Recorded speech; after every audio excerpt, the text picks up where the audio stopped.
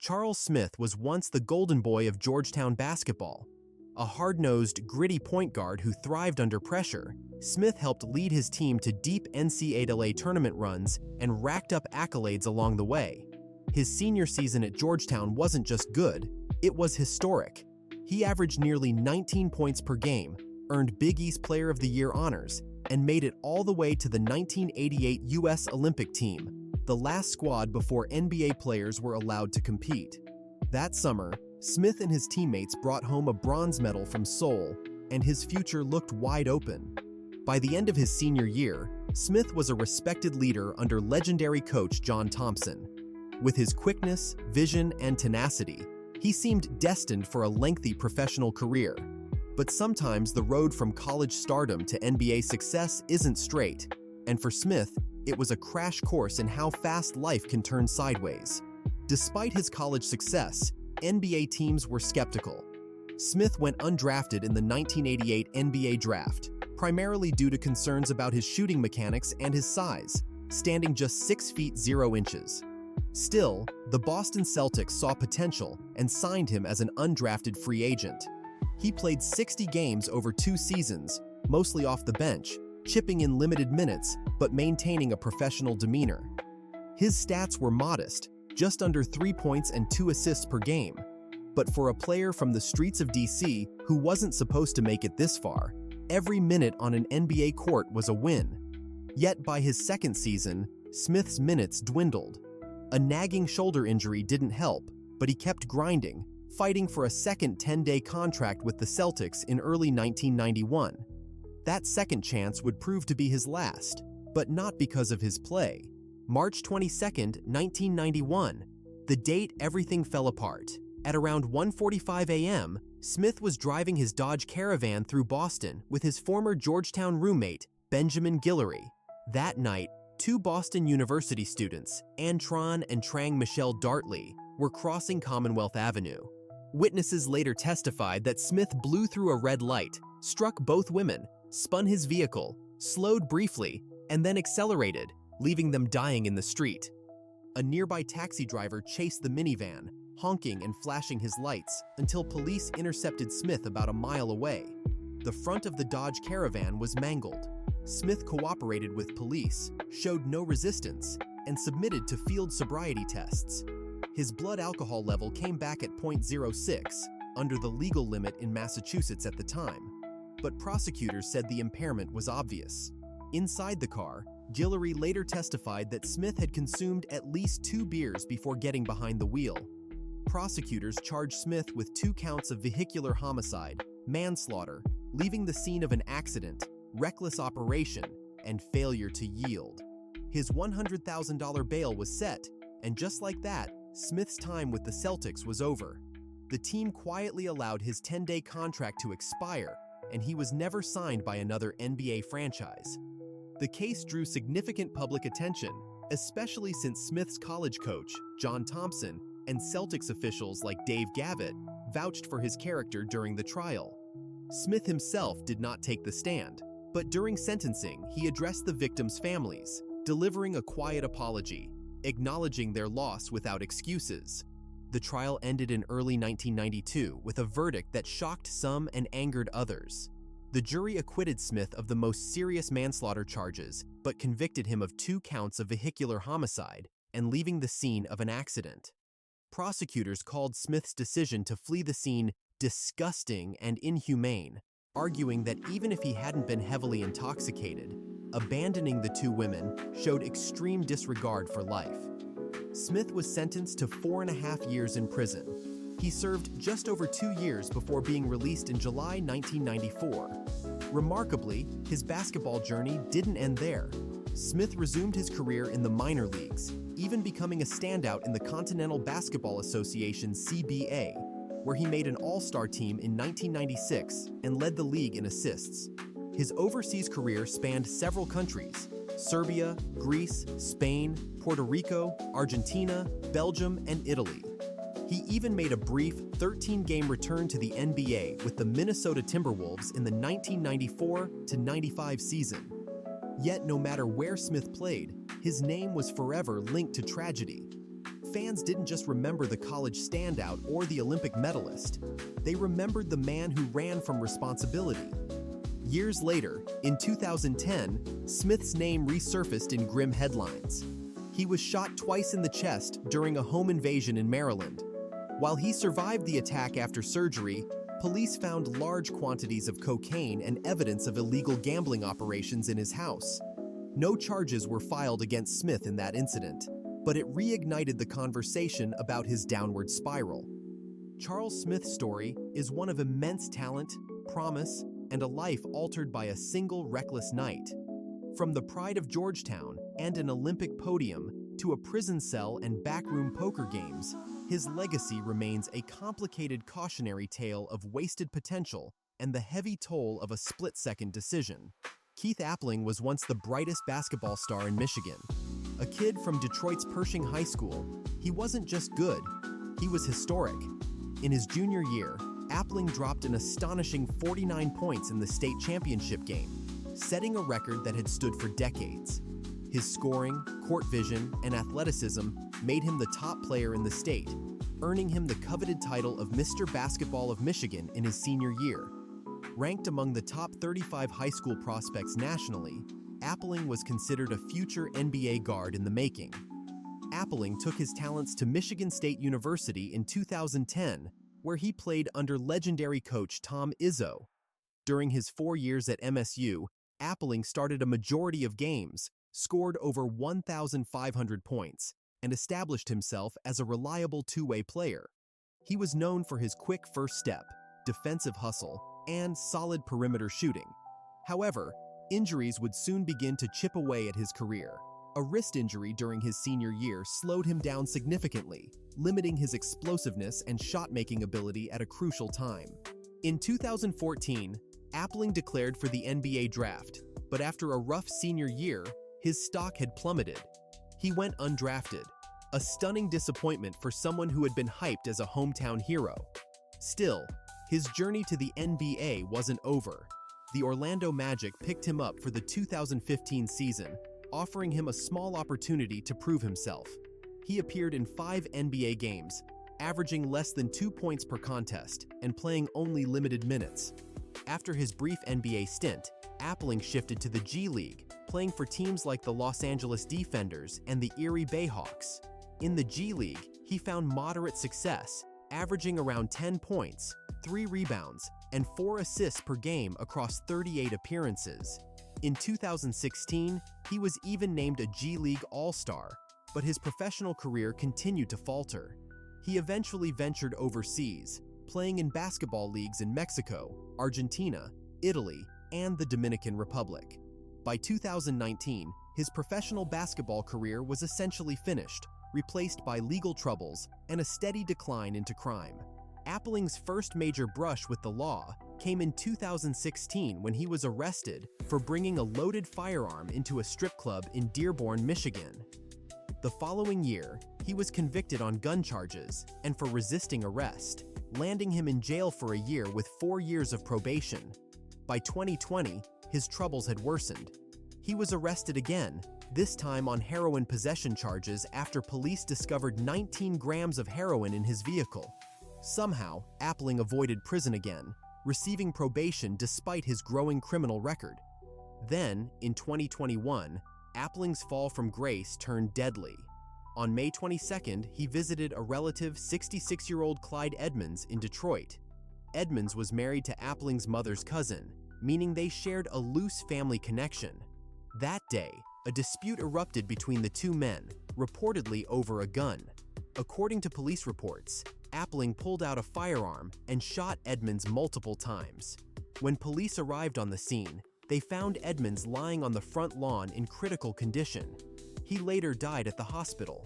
Witness testimony painted a disturbing picture. Edmonds' stepson, Timothy Williams, claimed he heard gunshots, ran outside, and saw Edmonds bleeding. He managed to wrestle the gun away from Appling, who allegedly said, "I'm sorry, I love you." But the damage was done. Appling fled the scene in a vehicle driven by his girlfriend, Natalie Bannister. Detroit police arrested Appling 2 days later. He was charged with first-degree murder, felony firearm possession, and several other gun-related charges. Prosecutors argued that Appling was a danger to the community, noting his escalating criminal behavior and previous convictions. He was held without bond in Wayne County Jail. Despite signing the plea deal, Appling later tried to back out, claiming he didn't fully understand the terms. The judge rejected his request, emphasizing that Appling had ample opportunity to raise questions before signing. The judge called the case tragic, a young life wasted after showing so much potential. Appling's downfall became one of Michigan State basketball's most painful stories. Coach Tom Izzo publicly expressed his heartbreak over his former player, saying he had done everything possible to help Appling stay on the right path. But the combination of injuries, poor decisions, and bad influences proved too much. Adding to his legal woes, Appling faced another pending case linked to a shooting earlier in May 2021 in Jackson, Michigan. As of 2023, those charges remained unresolved, painting an even darker cloud over his already shattered life. From breaking high school records to playing under the bright lights of the NCAA tournament and briefly tasting the NBA dream, Keith Appling's story was one of promise turned into devastation. The Detroit phenom, who once electrified crowds with his speed and shot-making, would now spend decades in a prison cell, remembered not for his jump shot, but for a senseless murder that destroyed multiple families in its wake. If you found this story eye-opening, make sure to subscribe for more deep dives into the darkest NBA stories. New episodes drop weekly. Don't miss out.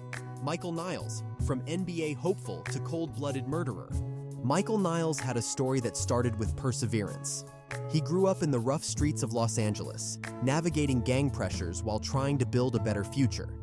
At Jefferson High School, he stood out, helping his team win a city championship despite the odds. His early life was filled with tragedy. Both parents died before he graduated, but basketball became his way out.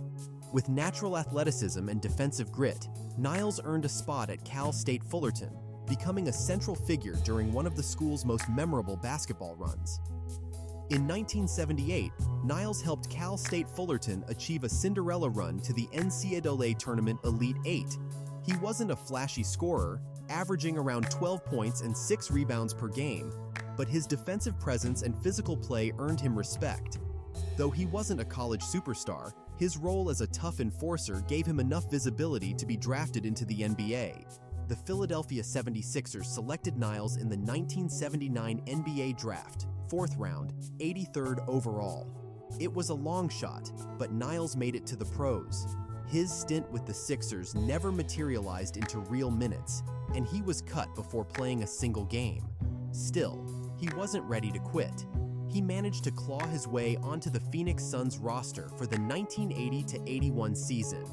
In his only NBA season, Niles played 44 games, coming off the bench. His role was small, his numbers modest, just 2.6 points and 1.2 rebounds per game.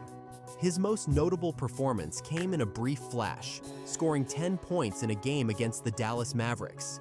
But Niles struggled to carve out a consistent role in the league and was released after one season. A short stint in the Continental Basketball Association followed, but his basketball career faded almost as quickly as it began. After basketball, life became turbulent for Niles. He battled cocaine addiction, fell into financial struggles, and worked odd jobs to survive, including a brief stint as a maintenance worker at Disneyland. Stability seemed elusive. Despite his issues, Niles married Sonia Rose Niles, a corrections officer, in the early 1980s. She was responsible, hardworking, and provided stability that Niles sorely lacked. The marriage, however, was rocky, marred by Michael's drug problems and financial instability. Then, in 1984, things took a horrifying turn. On December 13, 1984, Sonia Niles was found dead outside the couple's home in Corona, California. She had been shot at point-blank range with a shotgun. The blast was so close that burn marks were left on her skin, indicating an execution-style killing. Police reports described the scene as brutal. The attack was up close, deliberate, and with devastating force. Investigators soon uncovered disturbing details.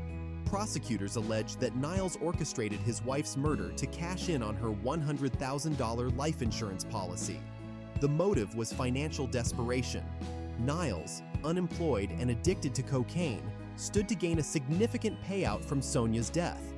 Investigators also discovered Niles had solicited the help of another man, Noel Jackson, to carry out the killing. The case wasn't solved overnight. The murder occurred in 1984, but the trial didn't begin until 5 years later, in 1989. By then, both Niles and Jackson were behind bars awaiting trial. The prosecution argued that Niles was the mastermind, the one who planned the murder, and used Jackson as the trigger man. Jackson, meanwhile, pointed the finger back at Niles, claiming he had nothing to do with the killing and that Niles pulled the trigger himself. During sentencing, the courtroom was tense. Prosecutors painted Niles as a cold-blooded manipulator who viewed his wife's life as a payday. The judge echoed this sentiment, calling Niles a man driven by selfishness and greed, willing to kill his own spouse for financial gain. The verdict shattered the Niles family and stunned the community who once saw Michael as a success story. Even after his conviction, Niles remained mostly silent, rarely making public statements. He was housed in California state prisons, first in Corcoran and later transferred to other facilities. His few known interviews showed little remorse. He vanished into the prison system, known to the public not as an athlete, but as a convicted murderer. Decades later, his story resurfaced when his son, Brandon Niles, spoke about his father's hidden past. Brandon grew up unaware of the full story, hearing only that his father once played in the NBA. It wasn't until his teenage years that Brandon learned the truth. His father was serving life for the murder of his stepmother. The revelation was devastating, a reminder that behind every tragic headline is a family left to pick up the pieces. Today, Michael Niles remains incarcerated, his basketball dreams long forgotten, replaced by the label of convicted murderer. His story serves as a brutal reminder of how a promising life can spiral into darkness. From brief NBA glory to a life sentence, Niles became a symbol of wasted talent and devastating choices. The man who once had a shot at basketball stardom now spends his days behind bars, defined not by the game he played, but by the life he destroyed. Jason Williams was supposed to be a story of triumph. Standing at 6 feet 10 inches, weighing 245 pounds, and blessed with incredible athleticism, he was a fan favorite in New Jersey during the late 1990s. Williams came up through the ranks the hard way. Raised in Queens, New York, he dominated at Christ the King High School, earning local fame before heading to St. John's University. At St. John's, his rebounding ability and physical dominance stood out, even as knee injuries nagged him throughout college. By the time the 1990 NBA draft arrived, Williams was still a hot commodity, selected 21st overall by the Phoenix Suns. His NBA career began quietly. Phoenix traded him to the Philadelphia 76ers, where he played sparingly for 2 seasons. Then came the turning point, a trade to the New Jersey Nets. In New Jersey, Williams blossomed. He became a starter, one of the most ferocious rebounders in the league, leading the NBA in offensive rebounds in 1998. That same year, he made the All-Star team, marking the pinnacle of his career. His toughness, charisma, and off-court energy made him a beloved figure among Nets fans. In 1999, the Nets rewarded him with a 6-year, $86 million contract, one of the biggest for a power forward at the time. But just a few months later, disaster struck. Williams suffered a devastating leg injury, breaking his right leg in a freak accident during a game. The injury effectively ended his career. He tried to return but never regained form, playing his final NBA game in 2000. With basketball gone, Williams remained in the public eye through broadcasting gigs and celebrity appearances. He worked for NBC, appeared on TV specials, and was even part of the 2002 Winter Olympics coverage. But behind the scenes, things were unraveling. His reputation as a party host grew infamous. Lavish parties at his New Jersey mansion, wild behavior, and a volatile temper. The bright future was fading fast. Then, in February 2002, Jason Williams' life took a horrifying turn. On Valentine's Day, Williams hosted a party at his estate in Alexandria Township, New Jersey. Among the guests was 55-year-old Kostas Gus Christofi, a hired limousine driver. Williams invited everyone upstairs to show off his gun collection. In what he claimed was an accident, Williams discharged a 12-gauge Browning shotgun, shooting Christofi in the chest at point-blank range. Christofi died instantly. Williams' actions after the shooting sealed his fate.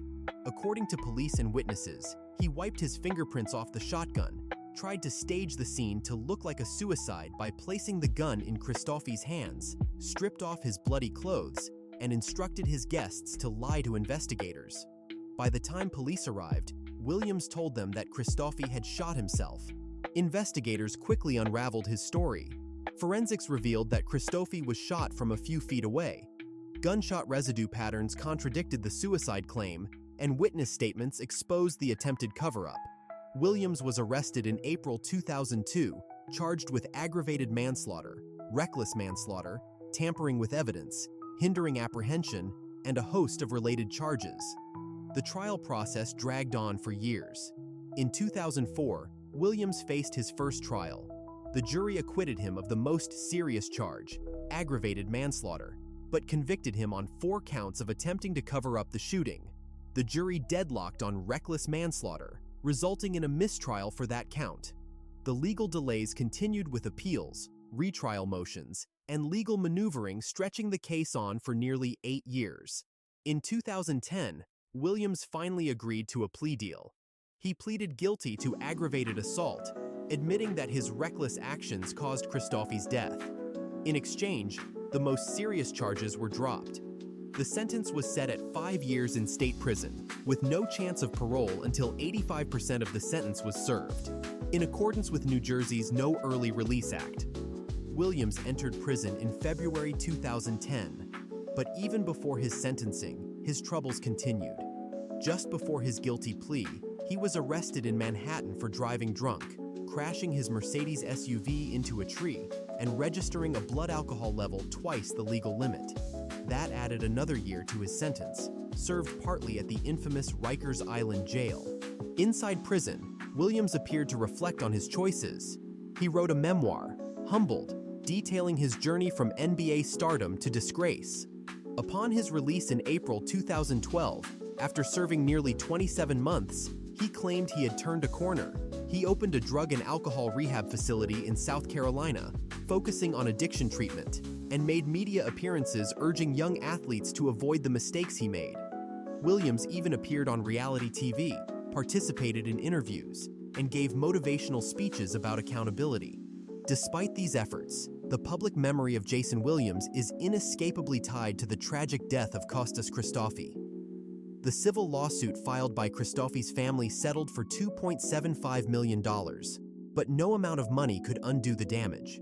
Friends and family of Christofi described their loss as devastating: a father, a veteran, and a good man killed needlessly. Williams's legacy remains complicated. On one hand, he was a talented athlete who fought his way to NBA success and tried to rebuild his life after prison. On the other hand, his recklessness, cover-up attempts, and violent actions led to a man's death. His story became a national headline, a chilling reminder of how fame and fortune can disappear in an instant. Today, Jason Williams lives in relative quiet, far removed from the NBA spotlight. His name, once associated with rebounding prowess, is now synonymous with tragedy and wasted potential. His rise was remarkable, but his fall was catastrophic. From NBA All-Star to a convicted felon, forever linked to the senseless death of an innocent man. Javaris Crittenton's story is one of basketball talent derailed by crime, a tragic fall from NBA promise to a lengthy prison sentence for murder. Coming out of Atlanta, Georgia, Crittenton was a high school phenom. At Southwest Atlanta Christian Academy, he played alongside Dwight Howard, winning a state championship. After Howard went to the NBA, Crittenton took over, averaging nearly 30 points and 10 assists per game his junior and senior seasons.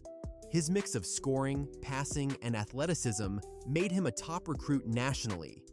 In 2006, Crittenton committed to Georgia Tech. As a freshman, he averaged over 14 points, nearly 6 assists, and 2 steals per game, quickly becoming one of the best guards in the ACC. His playmaking ability and smooth scoring made him a projected NBA lottery pick. After just 1 year of college, he declared for the 2007 NBA Draft. The Los Angeles Lakers selected him 19th overall. Though he had to fight for playing time behind established veterans, he showed flashes of potential. His rookie year included moments of brilliance, and other teams took notice.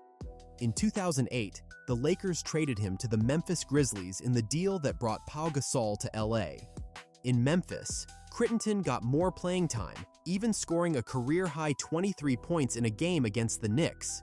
He was then involved in another trade, moving to the Washington Wizards in December 2008. Washington was struggling, and Crittenton hoped to make a name for himself in a bigger role. But by December 2009, everything unraveled. In a bizarre incident, Crittenton and teammate Gilbert Arenas reportedly got into a heated locker room argument over gambling debts. Both players allegedly pulled guns on each other in the Wizards' locker room, turning the team into a national scandal. Crittenton was suspended for the remainder of the season, and the incident effectively destroyed his NBA career. He faced a misdemeanor gun charge, which resulted in probation and community service, but the damage to his reputation was done. After the suspension, he was waived by the Wizards, marking the end of his NBA run after just 2 seasons and 113 total games. Crittenton tried to revive his career overseas and in the NBA D-League, playing briefly in China and with the Dakota Wizards. But by 2011, his basketball career was effectively over. His troubles didn't end there. In August 2011, Crittenton's name was back in headlines, this time for murder. On August 19, 2011, in southwest Atlanta, Crittenton opened fire from a black Chevrolet Tahoe during a drive-by shooting. He was reportedly targeting Trontavious Stevens, a member of a gang called the Rock Crew, whom Crittenton believed had robbed him of $55,000 in jewelry months earlier. But his bullets missed the intended target. Instead, they struck 22-year-old Julian Jones, an innocent mother of 4, who was standing outside talking with neighbors. Jones was hit in the leg, severing her femoral artery. She was rushed to the hospital, but died during surgery. The killing shocked Atlanta, a young mother taken away in a senseless act of retaliation. Witnesses described seeing a vehicle drive by, hearing gunshots, and watching Jones collapse. Atlanta police issued an arrest warrant for Crittenton on August 29, 2011. He fled to Los Angeles but was arrested at John Wayne Airport by the FBI. Authorities charged him with murder, felony murder, aggravated assault, possession of a firearm during the commission of a felony, and participation in gang activity. Prosecutors argued that Crittenton's attack was a direct result of him seeking revenge against gang members who had previously robbed him. Investigators linked Crittenton to another shooting just 5 days before the murder, in which shots were fired at the brother of his intended target, but no one was hurt. After being extradited to Georgia, Crittenton was initially denied bond. He was later granted house arrest with a GPS ankle monitor, but his legal troubles only deepened. In 2014, he was indicted again, this time for drug trafficking. Crittenton was accused of being involved in a cocaine and marijuana distribution ring alongside 13 others. The charges included conspiracy to traffic in multiple kilograms of cocaine and several counts of participation in a criminal street gang. With murder and drug trafficking charges looming, Crittenton faced life in prison. In April 2015, facing overwhelming evidence, he agreed to a plea deal. He pleaded guilty to voluntary manslaughter and aggravated assault in exchange for the dismissal of the murder and gang charges. He admitted to firing the fatal shots that killed Jones, though he maintained that he never intended to harm her. During his sentencing, Crittenton addressed the court, saying, "I'm not a murderer. I never intended for her to be harmed." But the damage was done. The judge sentenced him to 23 years in prison, followed by 17 years of probation. The judge made it clear, Jones had lost her life, 4 children were left without a mother, and Crittenton would spend a large portion of his life behind bars. In 2023, the case took another twist.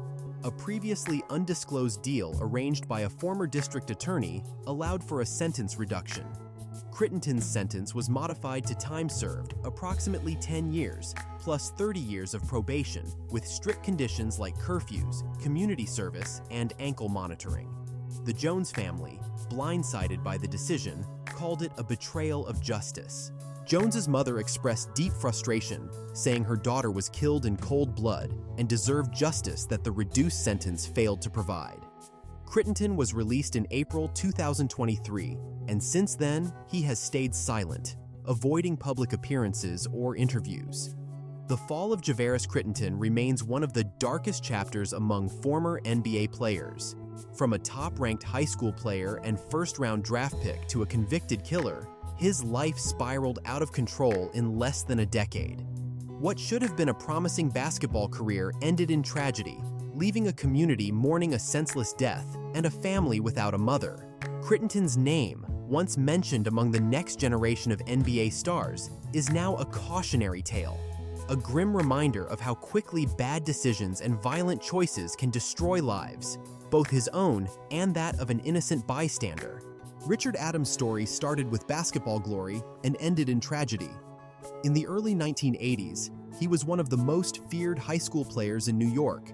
Known by his nickname, The Animal, Adams dominated the courts at Benjamin Franklin High School in East Harlem.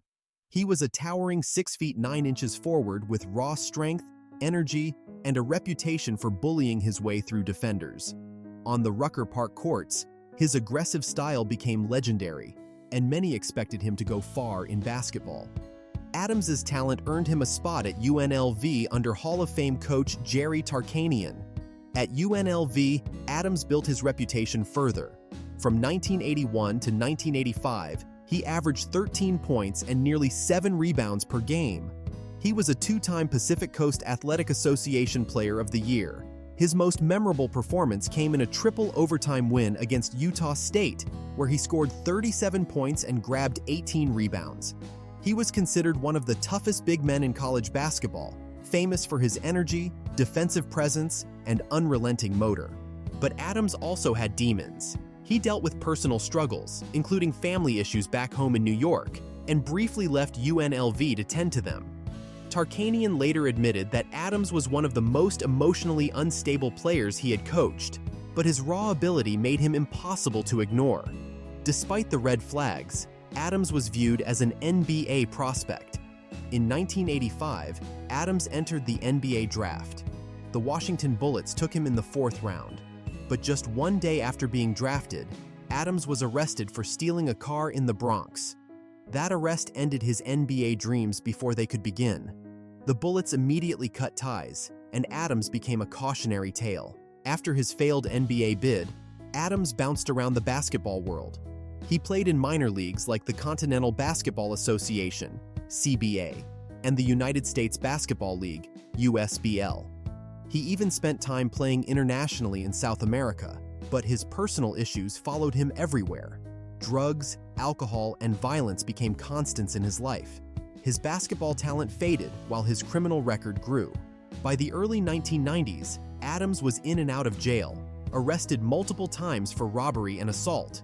He spent 5 years in Sing Sing prison for armed robbery. In 1994, after his release, Adams tried to change his life, returning to Las Vegas to reconnect with old coaches. But the change didn't last. In 1996, Adams committed the crime that sealed his fate. On October 15th, 15-year-old Norma Rodriguez, a bright and well-liked student, was found beaten to death in the hallway of Adams' former housing project in the Bronx. Witnesses said Adams had been stalking Norma, making unwanted advances, which she repeatedly rejected. The murder was brutal. Norma's body was found near the elevator, her head crushed from repeated blows. A bloody sneaker, size 13.5, Adams' size, was discovered near the scene. Friends of the victim reported that Adams had harassed Norma in the days leading up to her death, and the confrontation turned fatal. Adams fled after the murder, going on the run for 8 days. Police found him after he turned himself in, claiming he was being framed and had been hunted by drug dealers. The evidence, however, told a different story. At trial, prosecutors presented a straightforward case. Adams killed Norma because she rejected him. The beating was so vicious that prosecutors considered charging him with murder. Witnesses testified about Adams' erratic behavior, history of drug use, and violent tendencies. His own defense attorney admitted Adams was addicted to crack cocaine and struggled with mental health issues. In 1998, the jury rejected the murder charge but convicted Adams of first-degree manslaughter. He was sentenced to 25 years in prison, the maximum sentence for manslaughter in New York at the time. Adams avoided a life sentence but would spend decades behind bars. For Norma's family, the verdict brought little comfort. They believed Adams should have been convicted of murder. Norma was a beloved daughter and a promising student, her life senselessly cut short. Her family expressed outrage that Adams, despite his long criminal history, had been free to walk the streets and commit another violent crime. Adams' story is particularly tragic because it's a portrait of wasted talent. From the Rucker Park courts to UNLV, Adams had the tools to be a basketball success. His coaches, including Tarkanian, had high hopes for him, but they also knew he was emotionally unstable. After the conviction, Tarkanian said Adams never made the right decision and that his life was full of missed opportunities. As of 2025, Adams remains incarcerated in New York. There are no reports of him being released or any successful appeals. He has largely vanished from public memory, except in tragic retrospectives about fallen basketball stars. Those who knew him remember the raw athleticism and potential, but they also remember the rage, the addiction, and the violence that consumed him. Norma Rodriguez's name deserves to be remembered just as much. A bright young girl who never got to fulfill her own potential because of Adams' uncontrolled anger. Her murder became another tragic chapter in New York's long history of street violence. Richard Adams will be remembered not for his rebounds, blocks, or basketball glory, but for the horrific crime that ended a young life and shattered a family. His story stands as a brutal reminder that raw talent without discipline, stability, and help can turn into a destructive force, hurting not just the individual, but innocent people around them.